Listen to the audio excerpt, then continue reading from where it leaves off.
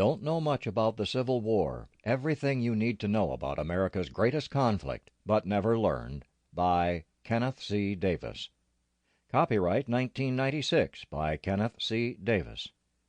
This recording of the full-length reading of Don't Know Much About the Civil War was published by arrangement with Bantam Doubleday Dell Audio Publishing, an imprint of Random House Audio Publishing Group, a division of Random House, Incorporated, and was produced in 1999 by Books on Tape, Incorporated, which holds the copyright thereto. This book is read by Dick Estell. It is well that war is so terrible, else we should grow too fond of it. General Robert E. Lee. War is at best barbarism. Its glory is all moonshine.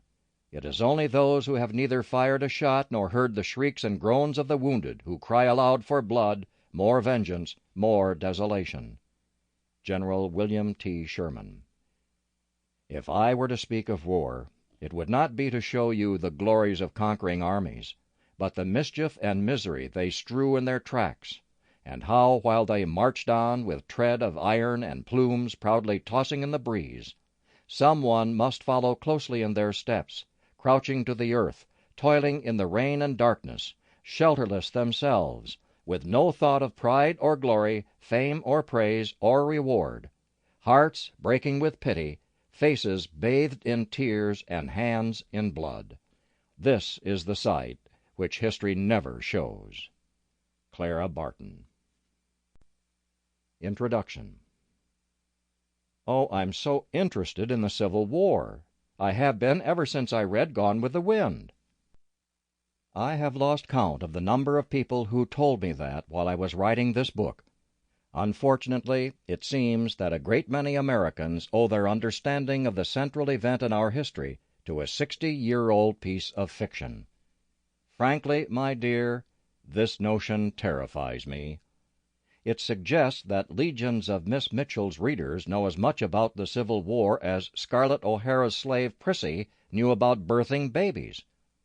It means that millions of people's notions of the Civil War era and slavery were shaped by a book in which all the white folks speak the King's English and slaves sound like this: "Runned away? No, mus ain't runned away. Dey done sont and tuck us, 'case us was de fo biggest and strongest hands at Terra. Dey specially sont for me, 'case I could sing so good." Perhaps their views of plantation life derive from this Pulitzer Prize-winning description of an idyllic Georgia barbecue. Over behind the barns there was always another barbecue pit, where the house servants and the coachmen and maids of the guests had their own feast of hoe cakes and yams and chitterlings, that dish of hog entrails so dear to Negro hearts, and in season watermelons enough to satiate. But maybe it wasn't Margaret Mitchell's prose and views on the war and slaves that did the trick. Perhaps they were among those Americans who learned about the Civil War this way. Slavery died out in the North because it was expensive and inefficient. The African was too recently removed from his tropical home to endure the harsh winters, and even on a farm his labor did not pay for itself. There was no time to train his primitive fingers to perform all the varied tasks required of a Yankee handyman. Does that sound like 1859 plantation propaganda? It actually comes from a 1959 McGraw-Hill textbook called The War Between the States. For a long time I thought that Margaret Mitchell's famous novel was to blame for the obsession that so many Americans have with the Civil War period. I assumed that Gone with the Wind, still this country's most beloved book and movie, made us a nation consumed by a devastating war. And consumed we are.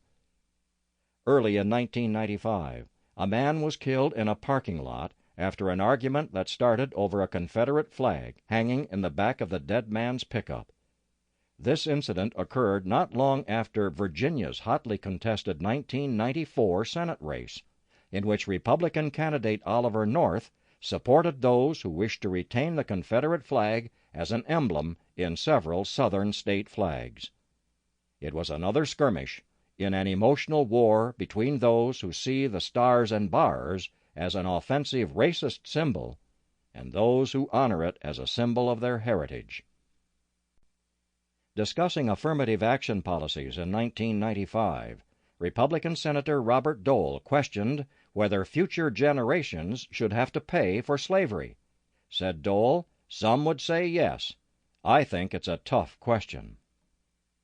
In June 1995, the Southern Baptists, who had split from the Baptist Church in 1845 over the issue of slave owners becoming missionaries, apologized to African Americans for the sin of slavery.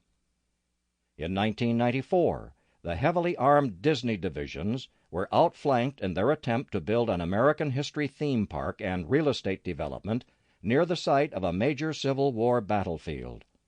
In the Third Battle of Bull Run, the Fighting Mouseketeers, holding their banners high, high, high, were routed by a regiment of guerrilla historians and roving bands of historical preservationists. In Richmond, a bitter dispute ran along racial lines in 1995 over the placement of a statue honoring Arthur Ashe, the late tennis star and a native of the Virginia capital. Some traditionalists, who happened to be white, didn't think a statue honoring a tennis player, who happened to be black, belonged with monuments to the heroes of the Confederacy, Robert E. Lee and Stonewall Jackson. Richmond's blacks objected because the young tennis star wasn't welcome in that section of the city in the segregated days of his youth, when he was unable to play on public courts. After an ugly controversy, the statue was unveiled on Monument Drive. Two historians recently requested court permission to remove John Wilkes Booth's body from the Booth family plot in a Baltimore cemetery. They suggested that the body is not Booth's and that Lincoln's assassin might have actually escaped. Quick, call Oliver Stone. A mock slave auction, reenacted in 1994 at Williamsburg, Virginia, set off a protest by African Americans who thought the drama was degrading and too painful to repeat. In the Republican Congress elected in 1994, there was a concerted move to return certain powers to the states. About the same time, the Supreme Court issued several decisions questioning the extent of federal powers. The states' rights tune is on the hit parade once more. And you thought the Civil War was over. Back in 1970, I spent the summer in Wilmington, North Carolina, tutoring children under the auspices of a historic black church that had been a station on the Underground Railroad. A young New Yorker who had never been in the South, I got my first surprise from a highway billboard. "The Ku Klux Klan welcomes you."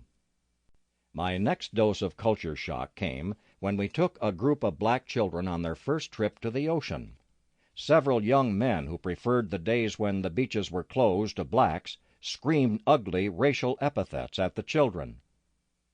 My third eye-opener came during a trip to a prominent white church to hear its magnificent pipe organ. As the black children settled into the pews, an older member of the church stormed down the aisle. His face purple with anger, this good Christian man furiously demanded, "What are these?" The N-word was on the tip of his tongue, but he caught himself and spit out, "people doing here?" I, too, had thought the Civil War was over. The Civil War lives on. In American politics, in our social consciousness, in popular memory. America's favorite movie hero of 1994, Forrest Gump, was named after a slave-trading Confederate general who was responsible for the massacre of black soldiers and helped found the Ku Klux Klan. A 4-hour movie about the Battle of Gettysburg made a bestseller out of The Killer Angels, the novel on which the film was based. Gettysburg remains the most visited historic site in America outside Washington, D.C. In 1995, plans were announced for a multi-million-dollar museum on the site of Georgia's notorious Andersonville prison. Dedicated to the prisoners of all wars, the museum will focus on the thousands of Union prisoners who were held and died there. And tens of thousands of reenactors keep this history alive by Sample complete. Ready to continue?